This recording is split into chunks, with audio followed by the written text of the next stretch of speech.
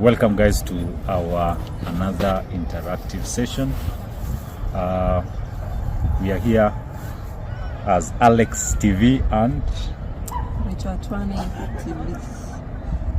kindly guys support our channel by subscribing, liking and sharing. It doesn't cost you much. It's in 1, 2, 3 subscribe, like and share.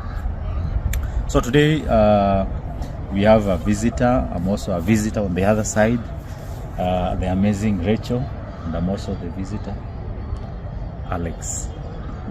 So we have these particular issues that is affecting the society at large, although the government is trying to minimize and sensitize the community on issue in regards to pursue their education, and I think that is a good move. So with us we have a visitor who will help us to digest this particular aspect further. Hata msikie sauti yake. Rachel. Okay, thank you.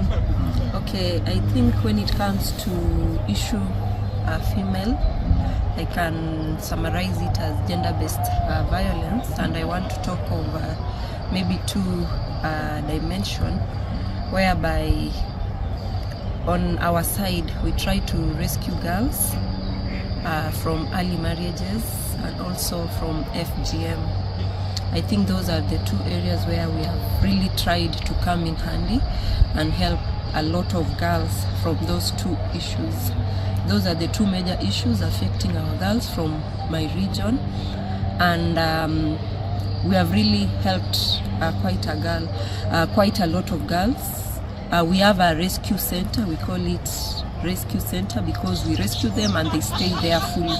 So when they come to our rescue center, we give them everything, the basic needs plus education, and then they stay there for the 4 years that they will be in high school.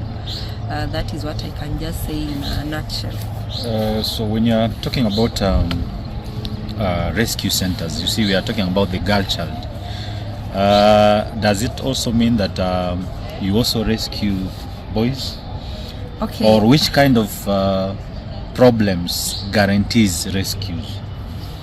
Okay, for our center, we only measure on girls, but there is another center which is being opened up for boys, but for our side is only girls, and we measure on those two issues. Girls who have been taken to early marriages and they are young, and then girls who are trying to avoid FGM. Those are the two areas that we focus in. Also, there is this aspect of those girls from humble background. We have the vulnerable ones. The vulnerable ones, yeah. Also, we take them in. But Madam, if I may ask, you see, the government has been doing a lot of enlightening the girl child and leaving back or behind the boy child.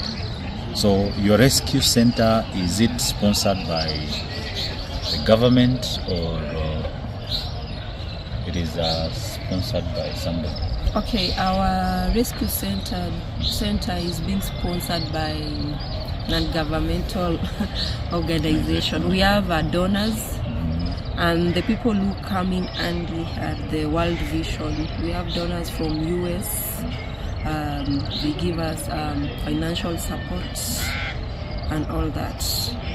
The government comes in maybe to pay school fees, but the people who play a larger part, those are donors from the US. So maybe if I may just ask, it's not bad by but not mentioning the names, which is one of your saddest story about a rescue that you made during maybe your stay at that particular rescue center? Okay. And what was the story behind that particular rescue? Okay, I have a lot of story. Most of them, I always tell the girls when we rescue them, I try to tell them to put it in written. I file them. And there is this case of a girl from Kacheliba, northern part of West Pokot. Very young girl, 14 years old. And the parents they had given her to an old man of 68 years old. Yeah, when the girl narrated that story, it was so heartbreaking because the girl was taken so far to the border of Kenya and Uganda, and she could not get out. She was locked up in a house. She stayed there for like 2 or 3 months, locked up in the house. But there is a day she got the opportunity to get out, and that is how he sneaked. He had to walk many and many kilometers to get to at least a nearby center.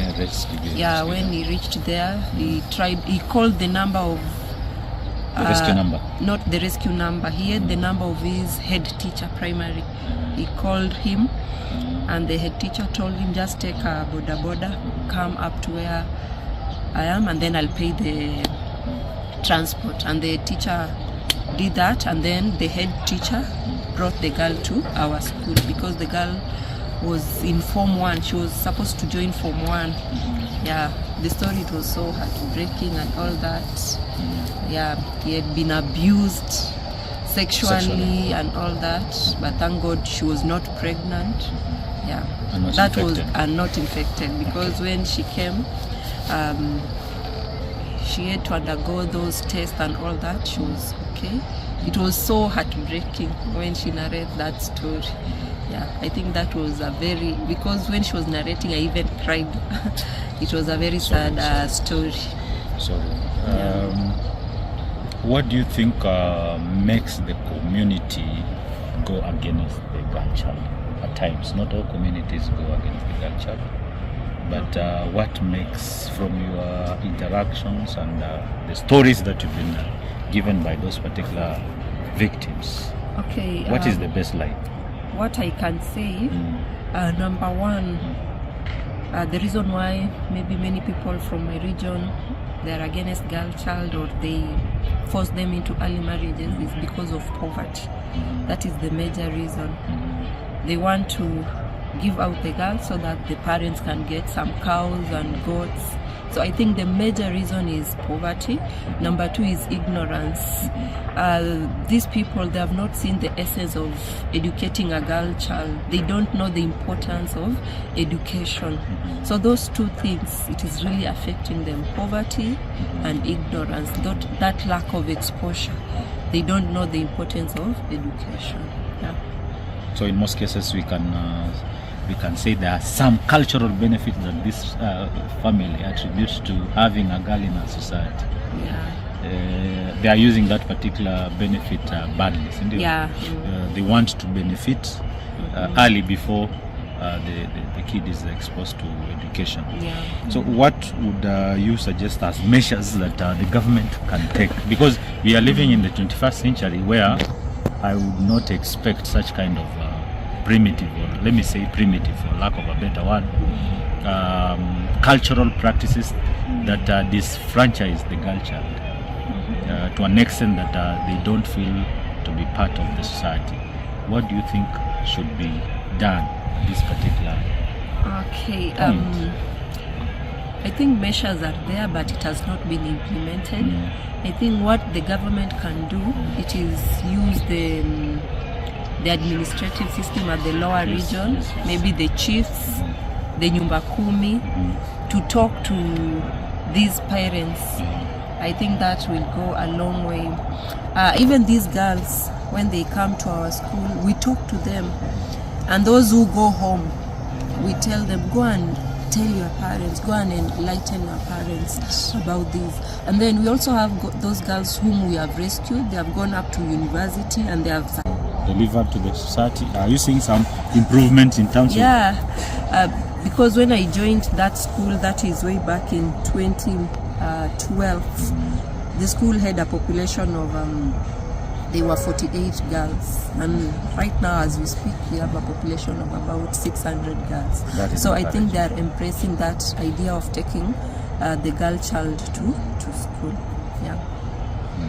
So I think you've been very informative on this particular topic, but We talk a lot, but the implementation should be done by various organs. Yeah. Are you working with any particular, apart from the government, are you working with any other agencies that help you do your day-to-day activities of rescuing this particular children?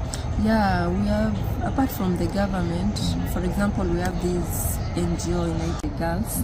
They really come in handy educating the villagers. They can organize session where they call the mothers. They do beadwork, and as they do that, they educate these mothers. And then, you know, the mothers now, they will carry this back to the villages. So this organization, they come in handy apart from the government. Yeah. So lastly, talk to the girls. Talk to the girls. Okay. Personally, I'm so passionate about girl child. And I always feel so good seeing a girl prosper. I also go even extra mile using my own money to support these girls. And what I can tell a girl child, when you have your own money, life becomes so easy. This notion from this community where I come from, they believe that when you just reach 14 or 15 years, the best thing that can happen to you is getting married. So what I can tell girl children is that education is the best thing. When you have your education, when you have your money, the marriage will come at a later time. So education is everything. Thank you. Give us your handles on the... Okay, you can reach me at, I have a TikTok handle, Rachel Atwane, Facebook, Rachel Atwane, Instagram, Rachel Atwane, YouTube, Rachel Atwane. So please subscribe, like, comment, and share. Most importantly, subscribe and like, because the moment you do that, it spreads out. YouTube. So kindly subscribe, like, and share. Thank you. Until next time, adios.